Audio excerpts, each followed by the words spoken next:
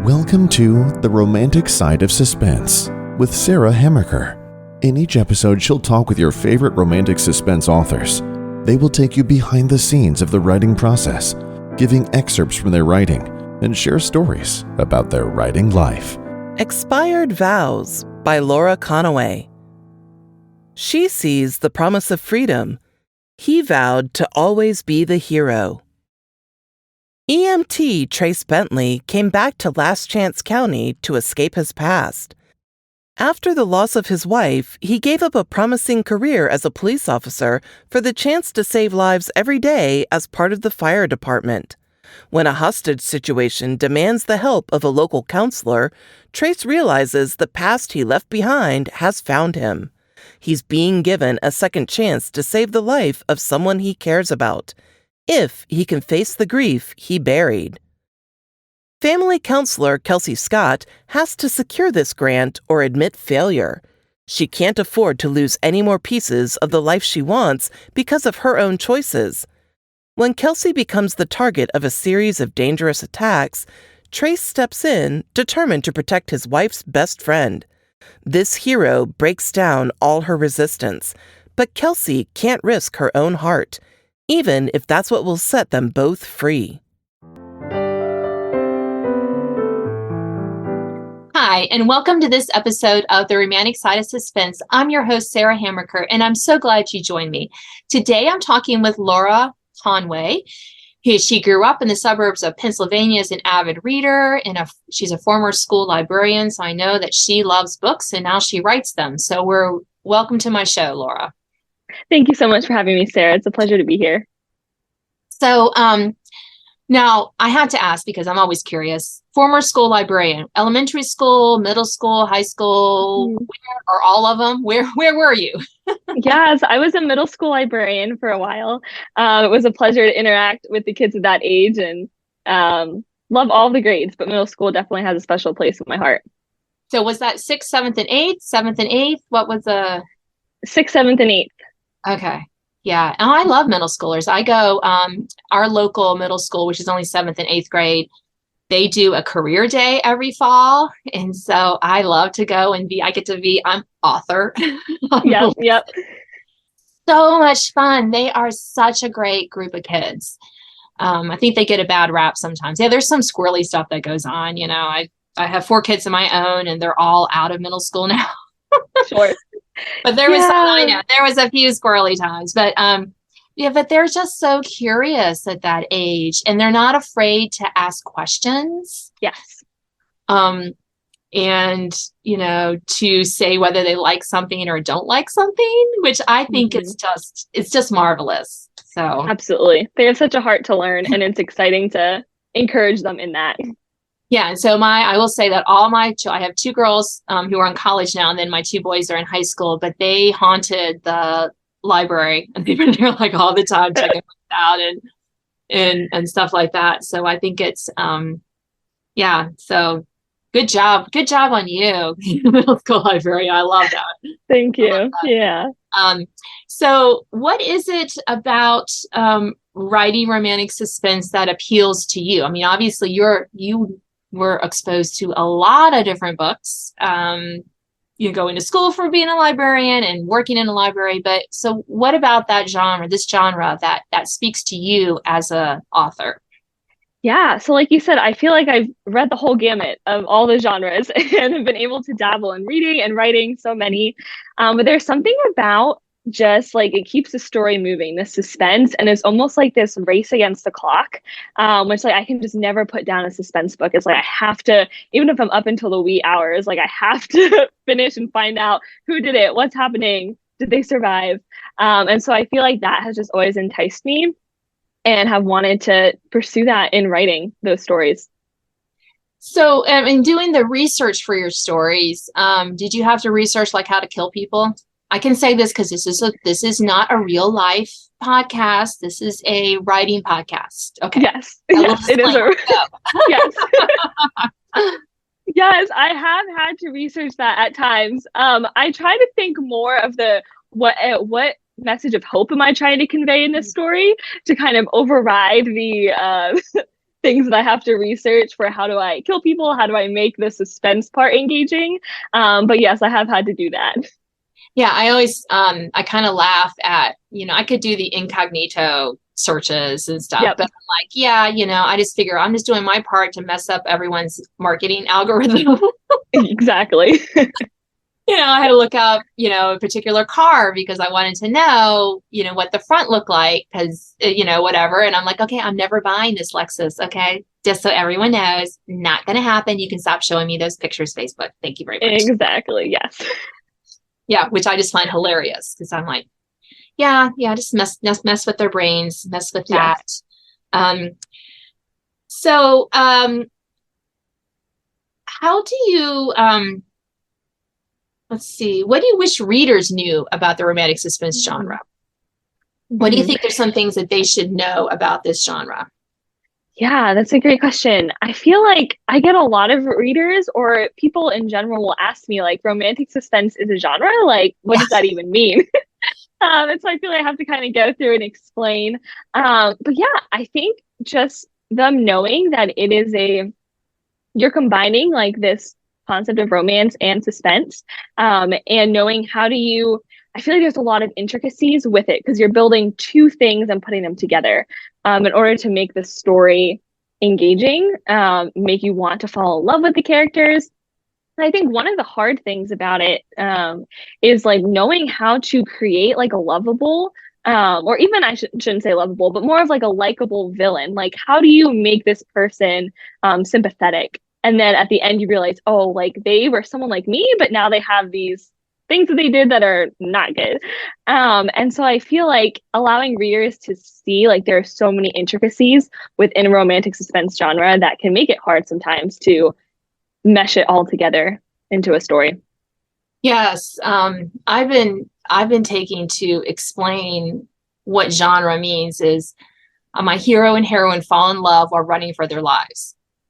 Or trying to solve a mystery, like they're in danger. There's some sort of thing because it's more than just like a cozy mystery. Yes. Yeah, there may be a dead body in a cozy mystery, but there's not a lot of suspense built in there. So yeah, they're in danger. That's part of the that's part of the storyline. Some are more high octane than others. So do you feel like you write a super suspenseful, medium suspense? What's your suspense level do you feel that you're getting in your stories? Yeah, I feel like I'm somewhere in the middle. So I have some wonderful mentors who are very more like high octane, like these are thrillers, like we're just going for it. And then I have some other writer friends who are like, oh, we're just gonna maybe skirt a little bit on the cozy mystery side. And I've kind of found as a comfortable medium for right now. And we'll see if maybe I want to push those edges at some point. Yes. Yeah. I'm kind of with you. I like to have, a kind of a medium in the middle suspense. Things happen, but things don't happen at a clip where I just want to go take a nap. Exactly. Yeah.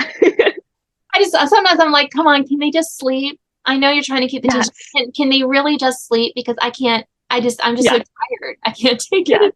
Can they have like water or food like a normal human for a little bit? Can they take a bathroom break? I mean, the mid thing. So, those are the things that I think about. Probably not the best things to think about. So what comes first for you? Plot, characters, book title, idea? How do you start your stories? Yeah, it normally starts with the what if question. So whether, I'm just been observing people or just figuring out like what I've been learning in a season and then come up with that like story seed, which kind of drives me to start with the plot. Like, oh, what if this would happen or if this could happen? And then based on that, okay, like what would be a good character that would fit into this story? What would be, something in their past that they've experienced that would mold well into the story that I'm creating. Yeah, I love the what if. Those are always fun. So where do those come from? Is it something that you read or something that you hear, the news? Where do those what ifs start? for you? Yeah, I feel like sometimes I need to wear a shirt that says disclaimer, like any conversation you have with me may be used against you. um, because I do like anything that I hear or anything that I'm talking to people, like it might just spark an idea. Yeah. And then I'm off to getting on my computer and typing, and getting that story seed down for the plot. Yes, no, I love that. That would be great. I think you probably could sell that to a lot of authors. Yeah, yeah. Or be nice to me, or I might kill you in my next book. I mean, that's Exactly. so yeah, yeah. And what about character names? I always love to ask this. So how do you name your characters? Do the names come to you? Do you name them? Yeah.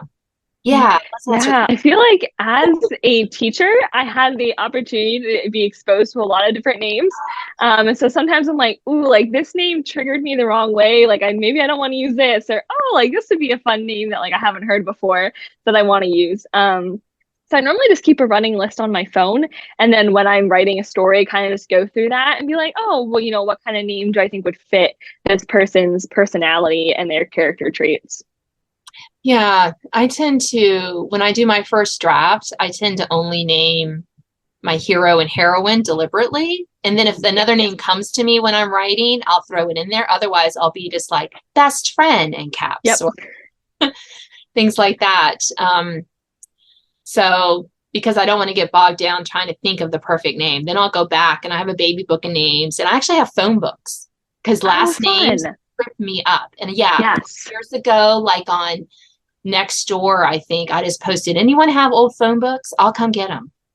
And it was that is such a smart idea. I know. I was like, someone was cleaning it. She was, I'm cleaning out the house. I said, I'll be by. It was great. So I have I think I have 3 of them. Just because last names are hard for me. I agree. Not everyone can be named Smith, Jones, Brown. I mean, nope. And you don't want them too exotic, but this was helpful because I could go and look and just kind of go, oh, that was going to fit with this name and that kind of thing. Because it can just get really kind of murky and tricky, and names matter. They do. Yeah. Your villain name, your sidekick name. I mean, they matter. But I get hung up on them sometimes. Yeah, I totally get that. I'll say, oh, this was best friend number 2 or person at the grocery store, and come back to it later. Yeah. Mrs. Caller. I call someone yes. phone call. I knew she was going to be a widow, but I'm like, I don't know her name. I don't have time for this. Yeah. So, and then I'll go back and spend the time to make that. And I always put questions in my first draft in there. Check if I can't find it like super quick on Google. I'm like, okay, check that, I'll just write questions in there because I want to get the story down. And then those are some of the things I do with the second draft. So how do you work? Do you have multiple drafts? I know your first one isn't the final one. I know that because nobody's that. Yes, I definitely have multiple drafts. I think the beauty of the first draft is, like you said, like you can just put questions, you can put placeholders in there and be able to come back to it. And I think the most important part, at least for me, is just getting that story down for that first draft and then being able to go back and edit it. I say I probably have between like 3 and 4 drafts that I go through of like having a plot. I do a lot of like background notes first. So I'll do a lot of like research and pre-planning before I sit down for that first draft so that I have kind of an idea of where I'm headed with the story, and then I can tweak it as I go. Yeah. I totally usually don't. It depends. I do.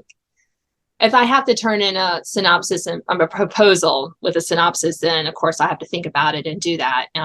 But if I'm just writing for myself, kind of a story, like I'm going to do a Christmas novella in a collection this year. And so I've just been having fun just writing it without really, I mean, I had the basic plot, what was going to happen.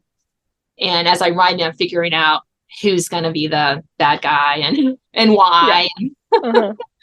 I wish I could do that. Yeah. I can't. No. You don't, because it's harder.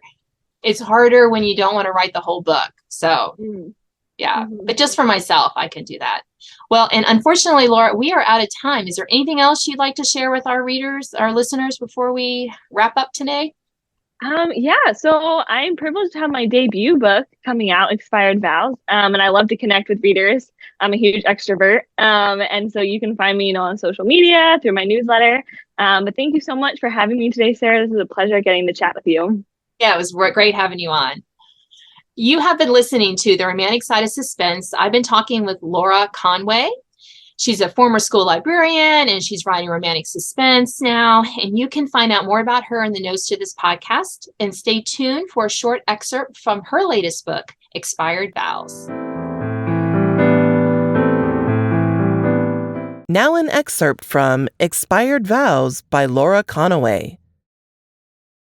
Trace jogged across the street and weaved around several patrol cars. The scene commander yelled into his radio. Adrenaline hit him like electricity trying to find a circuit and catch a spark. The rush of running into a deadly situation, not knowing what would be on the other side of the door. The child's scream still rang in his ears. Now would usually be the time for prayer, but he and God weren't exactly on talking terms. Not after all the heartache he'd dealt Trace. He just hoped no one else got hurt and the negotiator's skills proved infallible. Trace approached Basuto. Did they get the negotiator in there yet? It seemed like law enforcement was at a standstill. No one moved. Several heads were lowered in conversation. The scene commander, Chief Conroy Barnes, and a couple of other officers. The guy refuses to see one, the lieutenant frowned. He said he'll only talk with his counselor. That wasn't the cop way to solve a problem. They could end up getting everyone hurt. Right now, it's the only option we have to work with if we want this resolved with those kids safe. Basuto's radio crackled to life, and someone shared intel. We're in a bind right now, Trace. None of us can do anything. Basuto spoke into the device. What's her ETA? The radio crackled. 5 minutes out. Copy, Basuto said. We'll continue to hold down. The blinds on the house were shut. From this angle, Trace could see a tan fence enclose the backyard. There was no way to get a look at what was going on inside. The gunman had the upper hand, and he likely knew it. A few minutes later, a gray Impala pulled up to the opposite corner of the house. Officers waved the crowd back, and a woman got out of the car. Trace couldn't make out who it was, other than she had long auburn hair. A counselor knew how to empathize with and talk about someone's feelings. They weren't trained to de-escalate someone who clearly had other intentions in mind. She wouldn't know where to position herself in case any bullets went flying. There was no way he could sit back and do nothing. The whole situation was crazy. This woman could end up getting everyone killed. His legs started moving before his mind knew what he was doing. He needed to talk some sense into this crew and brainstorm a plan B that didn't involve this counselor stepping in the crossfire. Dude, you can't go over there! Basuto called out. Trace made it as far as the fire hydrant several yards from the front walkway before Basuto was in front of him, palm up, legs positioned in a defiant stance. They should really have a better plan in place, or at least think through another option than this. Trace waved his hand in the direction of the team suiting up a woman who had no clue what she was doing. He raised his heels and strained to see past the entourage of officers. You're not a cop anymore. Basuto crossed his arms. And if you were, I'd be your superior, so back off. The words sliced through the air to take a stab right at his heart. Being a cop hadn't helped him to save the one person who needed him.